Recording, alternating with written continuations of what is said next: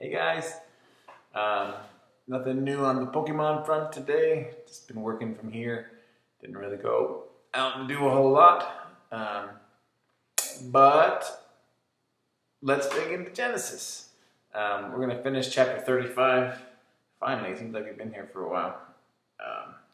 So, where we ended up, God told Jacob to go back to Bethel, which is the place where God had spoken to him. It's the place where he was supposed to go in the first place, but he went to a different place because he was scared of Esau. So now Jacob's going to obey God. So that's good, but then there's kind of a sad part to this story. So let's read it. They set out from Bethel. When they were still some distance from Ephrath, Rachel began to give birth, and her labor was difficult. During her difficult labor, the midwife said to her, "Don't be afraid, for you have another son."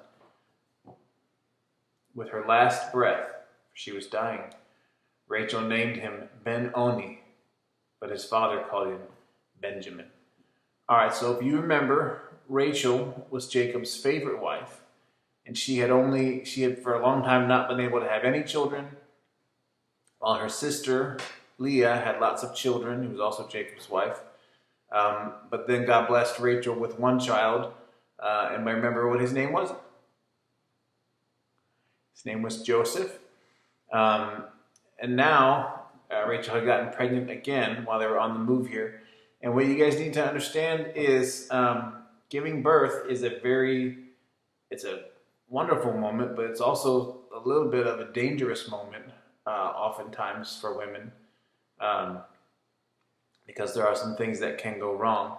And we've got a lot of that fixed now because of our modern medicine and modern hospitals. But in the ancient world, especially, there were a lot of women who died giving birth as something went wrong. So that's what happened with Rachel.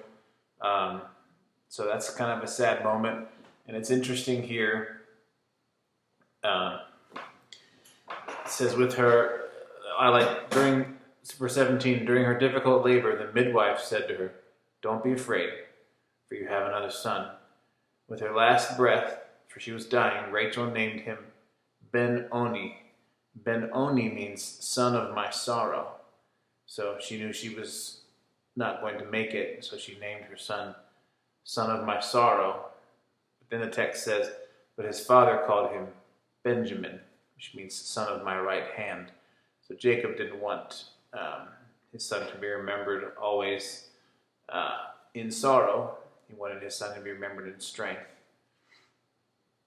Verse 19, so Rachel died and was buried on the way to Ephrath, that is Bethlehem. Jacob set up a marker on her grave. It is the marker at Rachel's grave today. Now, that's interesting. Did anybody hear an interesting place that they've heard of before? What was that place? Bethlehem. Okay, so on their journey near Bethlehem is where Rachel passed away, but giving birth to a son. So that's some interesting foreshadowing because Jackson, this is for Jackson. Jackson, do you have any idea who was born much, much, much later in the town of Bethlehem? Yeah, Jesus was born there. And remember, Jacob's family is going to be the family through which the Messiah was going to come, the son that was promised that would one day conquer evil, right? And we know it was through Jacob. So it's interesting that on this trip here, it's a very sad thing that he lost Rachel, that she passed away. But even her birth of her son foreshadows the fact that Jesus would be born in Bethlehem, and even her death foreshadows the fact that Jesus would die. But the great news is that Jesus' death means that we don't have to be afraid of death anymore. That death doesn't have to be a terrible thing because we have eternal life in heaven, and we know that we're going to be together in heaven. So that's kind of a cool thing that I liked when I was looking through this chapter earlier. All right, let's finish the chapter. Verse 21, Israel set out again and pitched his tent beyond the Tower of Eder. While Israel was living in the region, Reuben went in and slept with his father's concubine, Bilhah, and Israel heard about it. Jacob had 12 sons. Leah's sons were Reuben, Jacob's firstborn, Simeon, Levi, Judah, Issachar, and Zebulun. Rachel's sons were Joseph and Benjamin, we just learned about. The sons of Rachel's slave Bilhah were Dan and Naphtali. The sons of Leah's slave Zilpah were Gad and Asher. These are the sons of Jacob, who was born to him in Padan Aram. All right, I've come to a moment here. I think I told you something wrong a little bit ago, that I was incorrect. So let's fix that right now. The end of this chapter.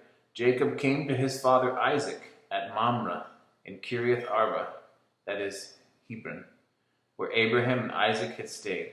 Isaac lived 180 years. He took his last breath and died, and was gathered to his people, old and full of days. His sons Esau and Jacob buried him. So I think I told you guys before that Isaac was already dead, that Jacob never saw Isaac again once he left because of his deception, but that was wrong. That was something I had forgotten. I just learned reading this again this morning. So, but that does show God's faithfulness. You know, Jacob lost a lot of the relationship with his family because of his deception, the way he deceived Esau. But through all that Jacob went through, God brought him back and brought his family back together, and he was even able to be with Esau.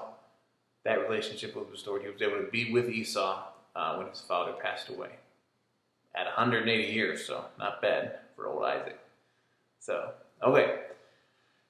Love you, boys. Let me know if you have any questions about these things. We're going to jump into Genesis 36 tomorrow, and we'll keep going along. We're almost done with 15 chapters to go in Genesis, so the story's about to get interesting because we're about to look at a guy named Joseph. Love you, boys.